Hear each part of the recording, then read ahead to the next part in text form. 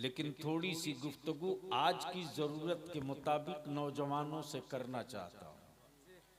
अगर आप सुनने के लिए तैयार हो तो बावाज़े बुलंद दरूद पाक पढ़िए। अल्लाहुम्मा सल्ली अला सय्यदिना मौलाना मुहम्मदिन बारिक वसल्लिम सल्लु अलैहि सलातुम व सलामुन अलैका या रसूलल्लाह सल्लल्लाहु अलैहि वसल्लम। आज हम लोग जिस आलिम के चहल्लुम में इकट्ठा हुए वो मेरा आलिम पीर नहीं था, मुरीद भी नहीं करता। तवज्जो चाहूंगा, अहले मुरीद भी नहीं करता, पीर भी नहीं था, लेकिन मुरीद था। मुरीद था कौन? आलिम। अब सवाल ये उठता है कि आज के जमाने में आलिम की जरूरत क्या है? मौलाना कमरुद्दीन आगे, आलिम नदीम बाबू आगे आ जाओ।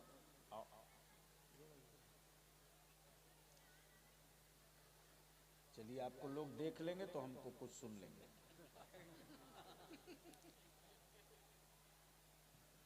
तवज्जो चाहूं, मैं क्या कह रहा था? आलिम की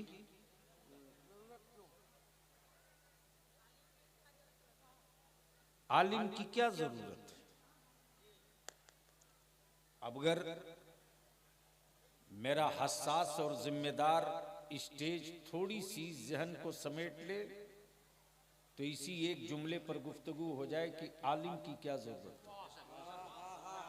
मोहब्बत से बोल लो, बोल लो, बोल लो। तवज्जो चाहूंगा, अहले इल्म की तवज्जो चाहूंगा। आलिम की क्या जरूरत है? छोटू बैठ जाओ, बैठ जाओ बेटा, बैठ जाओ। आलिम की क्या जरूरत है? अब मैं आपसे पूछूं, इस सर्दी के मौसम में स्वेटर, जैकेट, कंबल की क्या जरूरत है?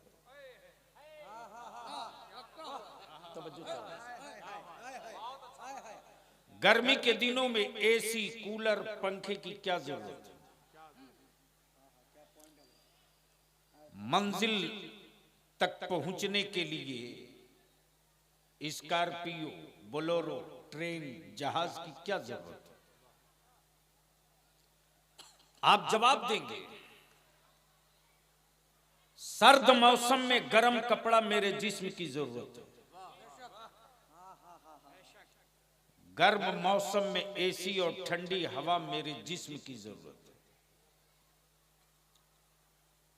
रास्ता तय करके मंजिल तक पहुंचने के लिए सवारी की जरूरत है। अब मैं सोचते रहा, कुरान आया कयामत तक के लिए। कुरान आया, किसी को शुबहा? अरे बोलो ना, कोई शक? कुरान आया कयामत तक के लिए, नबी आए कयामत तक के लिए, शरीयत मिली कयामत तक के लिए, दीन मिला कयामत तक के लिए, तरीक़तो मारिफत मिली कयामत तक के लिए। फिर आलिमों की क्या जरूरत? तवज्जो चाहिए। फिर आलिमों की क्या जरूरत? तो कागज के सीने पर लिखी हुई कुरान की आयतें पुकार पड़ी। अगर आलिम नहीं होगा तो कुरान समझाएगा कौन? और फकीह नहीं होगा तो मसला बताएगा कौन? और काजी नहीं होगा तो फैसला सुनाएगा कौन? तवज्जो चाहूं, अहले इल्म की तवज्जो चाहूं, अहले इल्म की तवज्जो चाहूं। ये लोग बोलेंगे तो आप बोलना।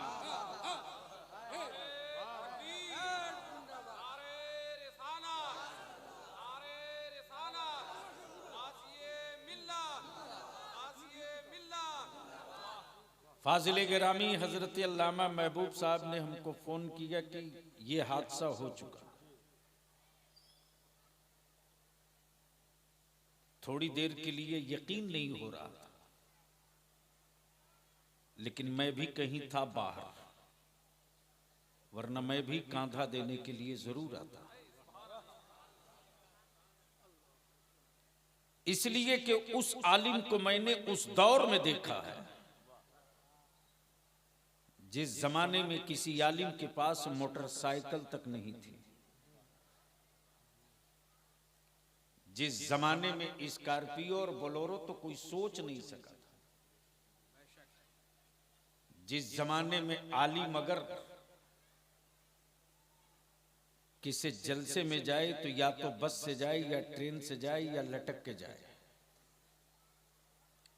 वैसे माहौल में जहां मेरी कौम के लोगों के पास आमदनी के जराए भी बहुत मुख्तसर थे,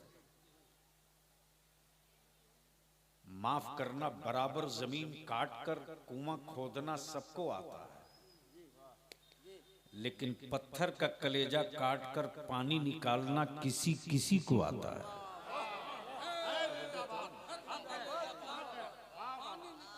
पत्थर का कलेजा काट कर पानी निकालना किसी किसी को आता है, और ये उसी को आता है जिसने बुजुर्गों की जूतियां सीधी की है। दुनिया देखती है कि इसके फटे कपड़े हैं, क्या बिगाड़ लेगा। दुनिया देखती है ये पैदल चल रहा है, क्या बिगाड़ लेगा। दुनिया कहती है कि इसके पास तो कोई साधन भी नहीं, क्या बिगाड़ लेगा। दुनिया कहती है कि इसके पास तो सिर्फ भीख की झोली है, खजाने की कुंजी नहीं, ये क्या बिगाड़ लेगा। तो गुंबदे खजरा से सदा आती है, इसके रसूल की नेमत सलामत है, तो ये बिगाड़ने की बात कर रहे हो। ये तूफानों का रुख भी मोड़ सकता है और हुकूमत का तख्ता भी पलट सकता है, इसलिए कि हाथ इसका होता है, अता मदीने के ताजदार की हुआ करती। नारे तकबीर, नारे रिसालत, मसलके आला हजरत, नारे तकबीर, नारे रिसालत। आलिम की क्या जरूरत है, तवज्जो चाहो।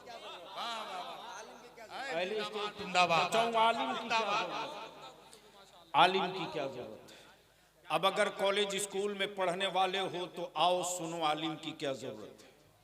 आओ जरा गौर करो, चाहे प्रोफेसर हो, चाहे डॉक्टर हो, चाहे लेक्चरर हो, सब्जेक्ट अलग अलग है। मेडिकल का प्रोफेसर एग्रीकल्चर की बात नहीं करेगा, खेती का प्रोफेसर हवाई जहाज की बात नहीं करेगा, हवाई जहाज का प्रोफेसर मिट्टी की बात नहीं करेगा, मिट्टी का प्रोफेसर मेडिकल की बात नहीं करेगा। लेकिन आओ जरा सा इस पर थोड़ी एक कदम और आगे बढ़कर बोलो। बता किसी प्रोफेसर को सुनने के लिए सर्द रात में मैं अपना बिस्तर छोड़ के निकली हूं किसी मैदान में, तो बता दो मुझको। बूढ़ा अगर बिस्तर छोड़कर निकला हो तो बता दो मुझको। लेकिन वाह रे आलिम, वाह रे आलिम, तूने यूनिवर्सिटी नहीं, तूने मेज कुर्सी नहीं, तूने एसी नहीं, तूने टूटी चटाई पर 10 साल बिताया है, लेकिन किताब तूने वो पढ़ी है जिस किताब का आज तक कोई माई का लाल जवाब न ला सका है, जिस किताब के मुकाबले में कोई एक जेर जबर के बराबर कोई लफ्ज न लिखा जा सका है। और तूने वो हदीस पढ़ी है जो हदीस अव्वल भी है आखिर भी है, न उससे पहले कोई हदीस थी न उसके बाद। सुभान अल्लाह, क्या बात, वाह माशाअल्लाह। तवज्जो चाहो। ये कौन सी जगह है? खगड़ा। मौलाना महबूब साहब कहाँ हैं? लग रहा कहीं काम में मसरूफ। अच्छा अच्छा। अभी ये नदीम साहब, ये हज़रत मौलाना कमरुद्दीन साहब निजामी है, ये हज़रत मौलाना नाम भूल गए भैया, सनाउल्लाह साहब। अब मैं आपसे पूछूं, आप लोग भी हर आदमी अपने बाप की प्रॉपर्टी में हिस्से का मालिक और हकदार है ना? अरे जोर से बोलो ना। यानी अब तक कोई ऐसा ना मिला कि दूसरे के बाप की प्रॉपर्टी का वारिस बने, दूसरे के बाप की प्रॉपर्टी का वारिस बने। गोया विरासत बाप से, विरासत बाप से। ये मेरे बाप की छोड़ी हुई विरासत है, हमारे भाइयों का इसमें हिस्सा है। तवज्जो चाहो जी। विरासत बाप से। ये मकान मेरे बाप की विरासत है, ये मार्केट मेरे बाप की विरासत है, ये दुकान मेरे बाप की विरासत है, ये सियासत मेरे बाप की विरासत है, ये हुकूमत मेरे बाप की विरासत है। गोया वारिस होना जरूरी है। अब जरा सा तवज्जो कीजिएगा, आकाई रहमत ने क्या फरमाया? अंबिया के वारिस। सुभान अल्लाह। वाह, जोर से बोल दो। सुभान अल्लाह। सुनोगे तो बोलना पड़ेगा। ओए जोर से तवज्जो करो। सुभान अल्लाह। के वारिस किसके? अंबिया के वारिस। अंबिया के वारिस कब बोलोगे? किनके वारिस? अंबिया के वारिस। मक्की नहीं, मदनी नहीं, मुत्तलबी नहीं, हाशमी नहीं, कुरैशी नहीं। गोया मेरे पैगंबर ने दीवार तोड़ दिया। सुभान अल्लाह। का वारिस होने के लिए मक्की का होना लाजिम नहीं, वाह, मदनी का होना जरूरी नहीं, हाशमी का होना जरूरी नहीं, कुरैशी का होना जरूरी नहीं। मुल्क कोई हो, शहर कोई हो, वतन कोई हो, कंट्री कोई हो, अगर इल्म के साथ साथ नबी का आशिक है तो वो अंबिया का वारिस है। सुभान अल्लाह। विरासत नबी की, विरासत नबी की, वारिस इमाम आजम। विरासत नबी की, वारिस इमाम शाफी। विरासत नबी की, वारिस इमाम मालिक। विरासत नबी की, वारिस इमाम हम्बल। विरासत नबी की, वारिस गौसे आजम अब्दुल कादिर। विरासत नबी की, वारिस साबिर अलाउद्दीन। विरासत नबी की, वारिस ख्वाजा मोइनुद्दीन। विरासत नबी की, वारिस शाह बरकतुल्लाह। विरासत नबी की, वारिस मोइनुद्दीन। विरासत नबी की, वारिस बरेली का इमाम अहमद रजा। अब बलिया, वाह, सुभान अल्लाह। अब बलिया भी को वारिस करना। सुभान अल्लाह। वाह, का वारिस होगा वो बिरादरी वाला नहीं होगा,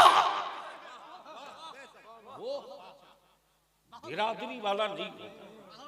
और जो बिरादरी वाला होगा वो अंबिया का वारिस नहीं होगा।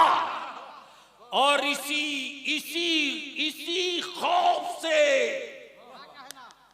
कुफ्र की छातियां फटती है कि भारत में नहीं, पूरी दुनिया में, भारत में नहीं पूरी दुनिया में इस्लाम की अजमतों के तहफ्फुज की चाबी किसी एक जात के पास नहीं रह सकती। अगर आलिम है, अगर आलिम है तो खगड़ा में पैदा होने वाला हदीसुल कादरी आलिम है, वाह, तो अंबिया का वारिस हो सकता है।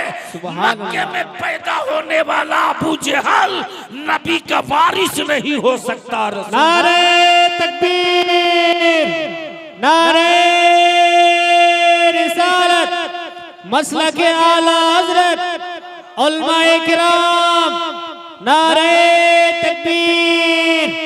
माशाअल्लाह, सुभान अल्लाह। लेकिन आपको कौन समझाएगा? आपको कौन समझाएगा? जब ये कौम सिर्फ हड्डी खोर हो जाएगी तो इस कौम की नस्लों का वजूद बचाने के लिए सोचना पड़ेगा। जमीन बेचकर हवेली बनाओ, सर्विस के पैसे से बेटे को मोबाइल खरीद कर आवारा बनाओ, 500 रुपया और 1000 रुपये में 5 साल बेच दो।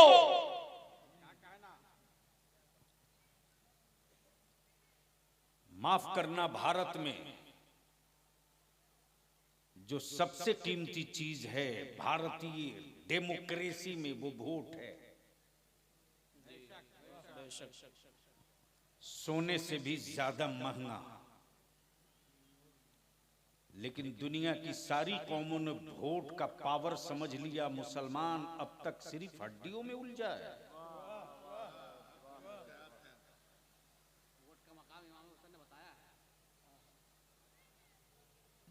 मेरे हुसैन ने तो वोट का वो मकाम बताया है कि कम संख्या बल में रहकर भी जंग कैसे जीती जाती है। सुभान अल्लाह। ये भी समझा दिया। हमारे उलमा चीखते रहे, कितने दुनिया से गुजर गए, हम भी मरेंगे जी।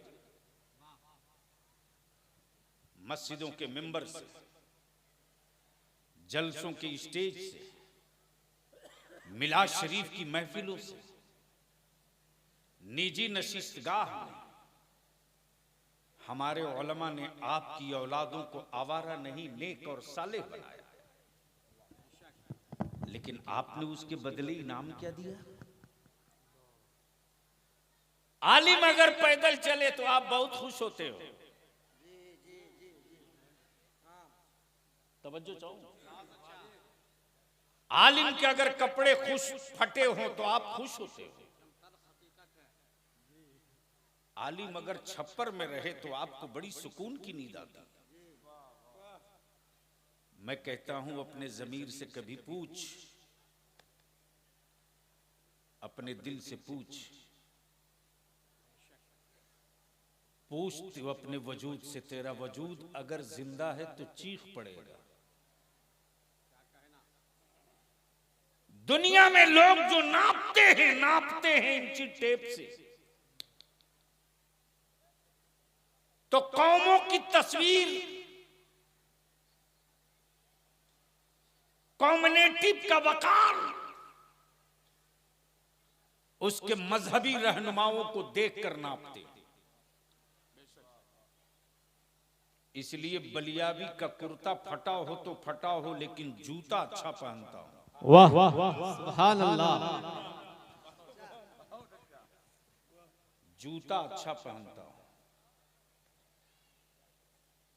ताकि मखमल में रहने वालों तुम देख लो कि तुम्हारे बदन पर उतना कीमती लिबास नहीं है जितना कीमती बलियाबी का जूता। वाह, अरे वाह, सुभान अल्लाह, क्या बात है, माशाअल्लाह। तवज्जो चाहो। आखिर आप ये सोच कब बदलोगे? चल तुझको पीराने पीर की बारगाह में ले चलता हूं,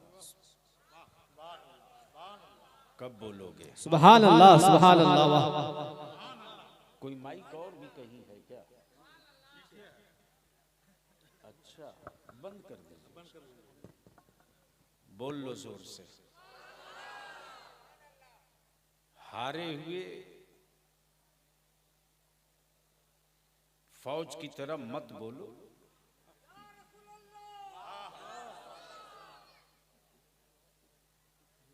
यानी इतना पिटाई के बाद भी एक साथ आवाज नहीं निकल रही है। यहां से लेकर वहां तक एक आवाज होकर बोल दो, या रसूल अल्लाह। तवज्जो चाहूं। मैं क्या कह रहा था, याद है?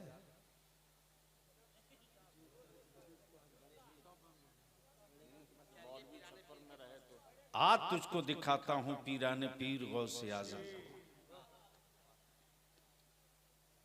अब तक की तारीख में किसी बादशाह का लिबास उतना कीमती नहीं हुआ। उस जमाने में भी बादशाहों की औकात वैसी नहीं थी कि वो लिबास पहन सके जो मेरे पीराने पीर पहना करते थे। और कुफ्र का रहनुमा देखकर वहीं खुदकशी करने लगता था कि जब इस्लाम के अमीर के लिबास का ये आलम है तो इस लिबास में रहने वाले अमीर का मर्तबा कितना ऊंचा होगा। लेकिन अब तो लिबासों का भी जोग्राफिया बदल चुका है। माफ कीजिएगा, कड़वा सच है। कभी कभी तो मुझको खुद ही कहना पड़ता, हजरत जब आप ये पहन कर आए हो तो आपके घर में क्या पहनी होंगी।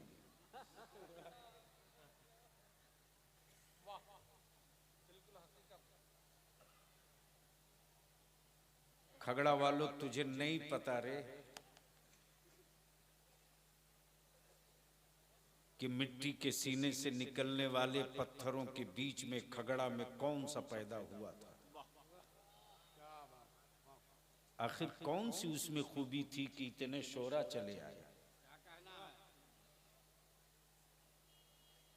कौन सी खूबी थी कि इतने उलमा चले आए। तो तुम बोलो ना बोलो, तुम बोलो ना बोलो, बरेली के मेरे इमाम इसको मोहब्बत की गलियां बोल पड़ेंगी कि जो मसलको अकीदे का नकीब होकर जिएगा वो छप्पर में रहे कि छत के नीचे रहे, उसकी धूम तो मचेगी ही मचेगी। अब सवाल ये उठता है, नबी का वारिस मक्की नहीं, मदनी नहीं, मुत्तलबी नहीं, हाशमी नहीं, कुरैशी नहीं, लेकिन आपको कौन समझाएगा। यहां तो एक प्याली चाय खरीदेगा, एक चाय लेगा और 13 फतवा बक देगा चाय खाने में बैठे बैठे। मुंह से शराब की बदबू आती है और मसला की बात करता है चाय खाने में बैठकर। और वो लोग टोंट करते हैं आलिमों पर, जिसके बाप का निकाह मेरा आलिम पढ़ाया। हाँ, अदारे शरिया की जो तहरीक चली है तो चंद आबादियों में कोहराम भी मचा है, खुशी भी हुई। और अल्लाह का शुक्र है, गया के इलाके में, कुछ औरंगाबाद के मज़ाफात में, कुछ मुजफ्फरपुर के इलाकों में हमारे आलिमों ने सर जोड़ के फैसला कर लिया कि हम उस बारात के दूल्हे का निकाह नहीं पढ़ाएंगे जिस बारात का दूल्हा 3 लाख रुपया एक मोटरसाइकिल पर खरीद कर आया। नहीं पढ़ाएंगे। डीजे और बाजा लेकर कोई मेरे गांव में आवे, हम निकाह नहीं पाएंगे। सदर सिगरेटी, तुम्हें दम है तो मुझको निकाल दो, हटा दो, मैं निकाह नहीं पढ़ाऊंगा। मेरे आलिम ने हिम्मत करके ऐलान कर दिया, बारात आ गई, का नहीं पढ़ाऊंगा। तो कुछ मोछ वाले थे सदर और सिगरेटी, बोले आपको फिर इजाजत है, चले जाइए। टेलीफोन आ गया मेरे पास, मैंने कहा सिगरेटी साहब, मस्जिद अल्लाह का घर है, तेरे बाप की जागीर नहीं है। मेरे आलिम ने बुराई मिटाने के लिए और अपनी नस्लों को इल्म की तरफ ले जाने के लिए ये तहरीक छेड़ा है, ये तन्हा नहीं है। हिम्मत है तो मुसल्ले से खसका दिखा दो, हटाना तो दूर की बात है। जिस गांव में ये वाकया हुआ उसके पड़ोस के गांव के सारे मुसलमान जमा हो गए। बोले इस आलिम के पीछे ये पूरी आबादी है। कब बोलोगे? जोर से बोल दो, कब बोलोगे? मैं पूछता हूं, बताओ, पट्टा वाली जमीन लेकर अपनी नस्लों को कब तक जिंदा रखोगे? पट्टे वाली जमीन पर अपनी नस्लों को कब तक महल बनाकर जिंदा रखोगे?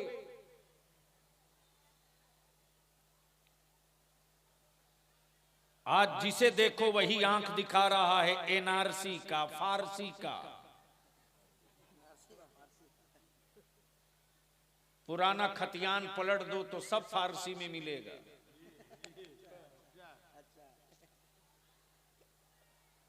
तो जिसके बाप दादा का तैयार किया हुआ खतियान फारसी में हो, वो हमसे एनआरसी की बात करते।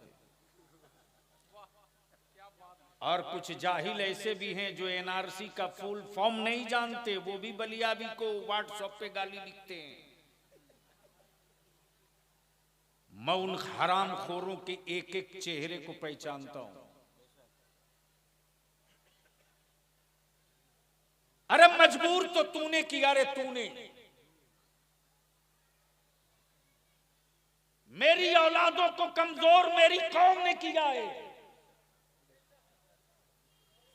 मेरे बच्चों के हौसले तुमने तोड़े, तुमने। जबान की आवारगी के लिए तूने मेरी औलादों को, मेरी नस्लों को गुलामी की तरफ ढकेल दिया।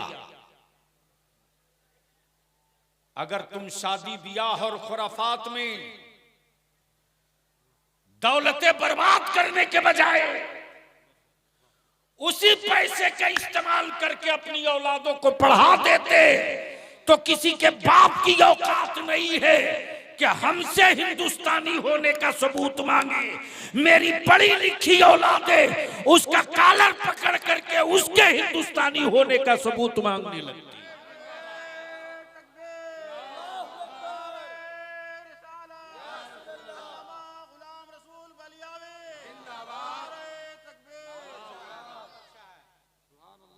जब समाज जले तो मेरा आलिम खड़ा हो, जब मजहब पर हमला हो तो आलिम खड़ा हो, जब भारत की आजादी हार रहे हो लोग तो जिताने के लिए मेरा आलिम खड़ा हो। और आज वही आलिम अगर सियासत में कदम रख दे तो खड़ा होकर पेशाब करने वालों की छातियां फटती हैं कि बलियाबी सियासत में कैसे आ गया। न दाढ़ी छोटी हुई, न सर की टोपी उतरी, न मसलक से समझौता किया, न गुंडों से समझौता किया। आखिर ये क्यों? तो याद रखना, बलियाबी को किसी आयरे गैरे ने नहीं पाला है, बल्कि बलियाबी को उस असीरे कादरी ने पाला है जिसने तूफानों को दावत देकर टकराने की आदत डाल दिया है। बताया है तूफानों उठना तेरा काम है और उसे रोक कर सुला देना अरशदुल कादरी का काम है। आओ। एक बाप अगर 2 बेटा 4 बेटा पैदा कर ले तो ऐंठ के चलता है, गरचे चारों बेटा जाहिल पंचर साट रहा।